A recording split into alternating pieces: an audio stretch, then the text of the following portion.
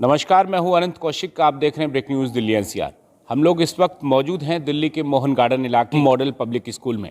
हमारे साथ मौजूद हैं मिस्टर रवि कुमार, जो कि मैनेजर हैं इस स्कूल के और साथ में एजुकेशनिस्ट हैं।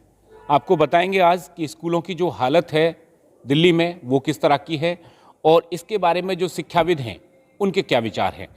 ये सब आपको पता होगा कि पिछले कुछ दिनों से दिल्ली के जो प्राइवेट स्कूल हैं वो बंद हैं, सरकारी स्कूल बंद हैं, क्योंकि दिल्ली में जो फॉग है वो ज़्यादा है ऐसा कहा जा रहा था। और उसके बाद सारे स्कूल जो बंद कर दिए गए, उसको लेके क्या सब सोचते हैं स्कूल मैनेजमेंट और स्कूल से जुड़े हुए लोग। बहुत बहुत स्वागत है रवि सर आपका। बहुत बहुत स्वागत है आपका। ब्रेकिंग न्यूज़ का बहुत बहुत धन्यवाद कि हमारे विचार सुनने के लिए आप लोग आए। रवि सर, क्या कुछ कहेंगे जिस तरह से आज स्कूल बंद हैं, स्कूलों पे ताले लगे हुए हैं, जो बच्चे हैं वो अपने घरों पे दिखाई देते हैं या फिर बाज़ारों में अथवा मॉल में, उनकी जो एक्टिविटी हैं उस तरह की बाहर की वो जारी हैं, लेकिन जो अध्यापन है लगभग बंद है। इस बारे में ये विचार कहूँगा, पूरे भारत में सिर्फ एक ही डंका बजाया जा रहा है कि दिल्ली का शिक्षा मॉडल सबसे अच्छा है। दिल्ली का शिक्षा मॉडल ये है कि आप स्कूल बंद करके बच्चों को बाज़ारों में भेज रहे हो, बच्चों को मोमोज़ की दुकानों पर लाइन लगवा रहे हो, बच्चों को मॉल्स में दे रहे हो। शिक्षा मॉडल अगर अच्छा होता तो सारे स्कूल आज खुले होते, मोमोज़ की दुकानें बाज़ारों में बच्चे की आवाजाही बंद होती। ये 100% धरातल पर नहीं है। स्कूलों की हालात आज बिल्कुल दयनीय हो चुकी है। दिल्ली के लगभग 90% स्कूल आज बंद के कगार पर हैं और ये सारा का सारा कसूर दिल्ली के शिक्षा मंत्री मनोज सिसोदिया और चीफ मिनिस्टर साहब केजरीवाल साहब का है।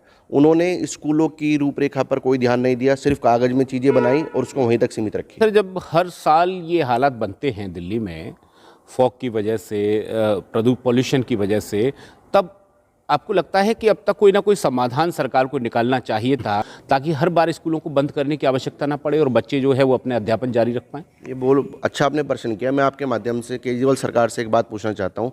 स्कूल बंद करके आपने एक वाक्य दे दिया कि प्रदूषण है, स्कूलों में बच्चे आएंगे, बच्चे प्रदूषित होंगे। क्या आपने सभी घर में एयर प्यूरीफायर लगा दिए हैं कि बच्चे घर में बैठे हैं और अपनी शुद्ध हवा में बैठे हैं? तो ये एक मैनिपुलेशन है कि स्कूलों को, प्राइवेट स्कूलों को बंद करके और सरकारी स्कूलों में अपने बच्चों को और बढ़ाया जाए। ऑनलाइन पढ़ाई जो है वो चलती है आजकल।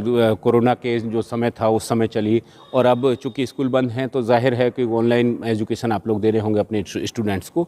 ऑनलाइन एजुकेशन बेटर है क्या, और कब तक बेटर है? अगर ऑफलाइन एजुकेशन जो होती है जिसमें बच्चे अपनी क्लासरूम्स में आते हैं, स्कूल में पढ़ने आते हैं, एक बेहतर माहौल वहाँ मिलता है, संस्कार मिलते हैं, बच्चे सीखते हैं, इसके बारे में आपके क्या विचार है? ऑनलाइन एजुकेशन जब कोविड पेंडेमिक था 2-3 महीने, उस वक्त तो बेस्ट थी, लेकिन उसके बाद ऑनलाइन बिल्कुल डाउन टू अर्थ आ चुकी है।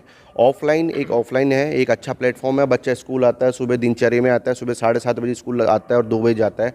संस्कार सीखता है, बच्चों से मेल जोल सीखता है, उठना बैठना खाना पीना सब सीखता है। टीचर्स उसको संस्कार सिखाते हैं, फिजिकल एक्टिविटी होती है। ये सब हम ऑनलाइन में नहीं करा सकते। ऑनलाइन सीख अब हमारी ड्यूटी रह गई कि हमें बच्चों को कराना है तो कराना ही है।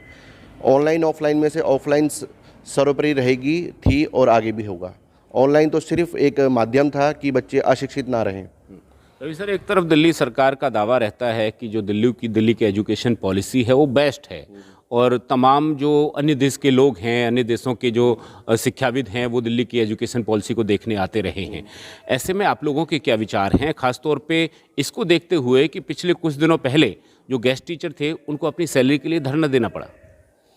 दिल्ली की शिक्षा नीति सबसे अच्छी है, जब भी तो सभी स्कूल्स बंद हैं। अगर शिक्षा नीति इतनी अच्छी होती, दिल्ली के शिक्षा मंत्री और मुख्यमंत्री को स्कूलों की इतनी टेंशन होती, तो आज वो हर स्कूल में ऐसे कुछ ना कुछ इंतजाम करता है या उसका प्रयास करता है कि प्रदूषण के चक्कर में स्कूल ना बंद हो। प्रदूषण के इससे पहले नहीं होता था। शीला दीक्षित की सरकार 15 साल रही, एक दिन भी उसने स्कूल बंद नहीं करे। और ये नवंबर दिसंबर का महीना तो हर साल आएगा कि हर साल हम 2-2 महीने को बच्चों को स्कूल में बैठेंगे। ज़मीन पर आओ, बच्चों को देखो कि किस तरीके से काम हो रहा है। और शिक्षा नीति के जो बुलाने के लिए लाते हैं, किसी को भी आप पैसे दे के बुला सकते हो, चाहे किसी देश का प्रधानमंत्री हो, चाहे किसी देश का राष्ट्रपति हो। मैं भी आपको 2,000 रुपये दे के एक्स्ट्रा कहता हूँ कि मेरी बात इसको रख दो, तो आप जनता के बीच में जाओ, वो आपको बताएंगे कि शिक्षा नीति कैसी है। रवि सर, अंतिम में सवाल लेता हूँ। खासतौर पे पिछले अगर हम 2 साल की बात करें, 2 फेज़ में कोरोना आया, तब जो है अधिकांश समय स्कूल बंद रहे और अब जाके जब स्कूल खुले तब पॉल्यूशन की वजह से फिर से बंद करने पड़े।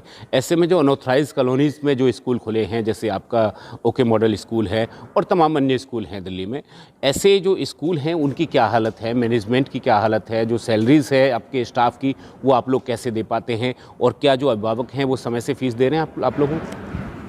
इसमें सर अभिभावक हमें कोई भी समय से फीस नहीं दे रहा और स्कूलों की जो अनऑथराइज एरिया में स्कूल्स हैं बहुत दयनीय स्थिति है। खर्चे भी पूरे नहीं हो पा रहे क्योंकि अभिभावक फीस नहीं दे रहा और हमारे शिक्षा मंत्री ने अनाउंस भी ऐसा कर दिया था कि जो पेरेंट्स के हितों में बात कही है। तो स्कूलों की स्थिति बहुत दयनीय है। जब तक स्कूल फुल फ्लैश ओपन नहीं होंगे ये स्कूल अपने आप को रिकवर नहीं कर पाएंगे। तो आपके माध्यम से दिल्ली के शिक्षा मंत्री से अपील करते हैं कि स्कूलों को जल्द से जल्द खोलो ताकि हमारा भविष्य बच जाए अंधकार में जाने से और ये जो बच्चे अंधकार में डूबे पड़े हैं ये बच जाए। चलिए, बहुत बहुत धन्यवाद, बहुत बहुत शुभकामनाएं। बहुत बहुत धन्यवाद sir, thank you so much. और mister Ravi Kumar okay model school से बताते हुए कि किस तरह के आज हालात हैं स्कूल के सामने, स्कूल मैनेजमेंट के सामने और साथ में जो छात्र हैं उनके भविष्य के साथ किस तरह का खिलवाड़ किया जा रहा है। सहयोगी विजय त्यागी के साथ मैं अनंत कौशिक।